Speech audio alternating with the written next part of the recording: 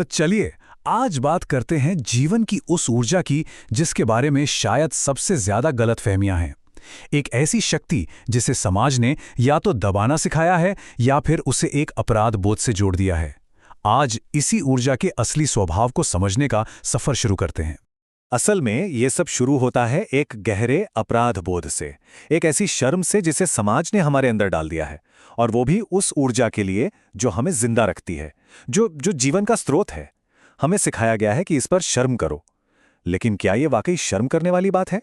तो सबसे पहले ये समझना जरूरी है कि आखिर इस जीवन शक्ति को इतना बुरा क्यों माना जाने लगा और हमारे ही अंदर इस बंटवारे के नतीजे क्या हुए। देखिए, सबसे बड़ी गड़बड़ यहीं से शुरू होती है। ये मान लिया गया कि ये जो ऊर्जा है, जिसे हम वासना कहते हैं, वो अध्यात्म के खिलाफ है।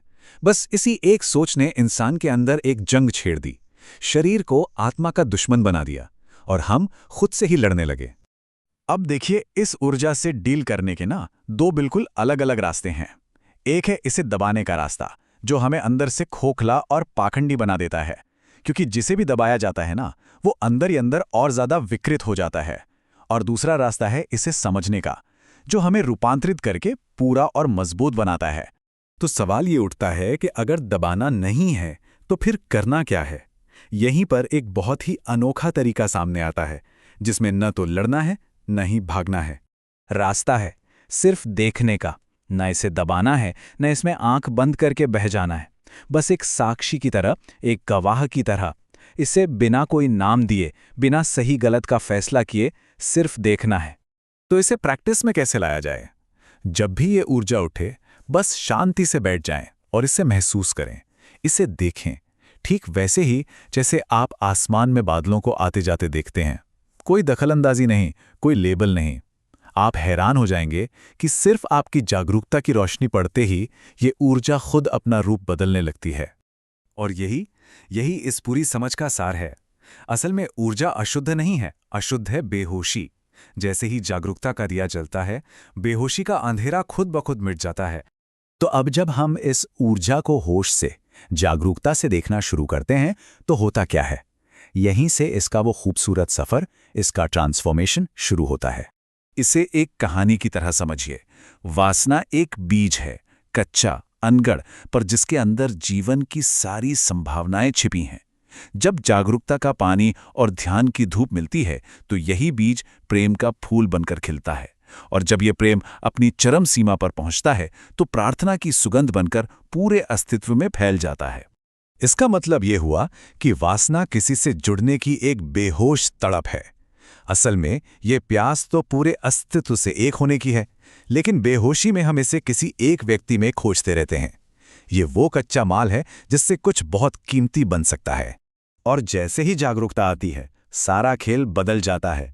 ऊर्जा लेने की बजाय देने लगती है, बांटने लगती है। अब दूसरे पर कब्जा करने की इच्छा नहीं होती, बल्कि उसके होने का जश्न मनाने का मन करता है। और यही प्रेम है, जहां आज़ादी शुरू होती है। ये एक बहती नदी की तरह है, इसे रुकना नहीं है। वासना को बहकर प्रेम बनना ही होगा, और प्रेम को भी आगे बढ़कर प्रार्थना में घुल जाना होगा।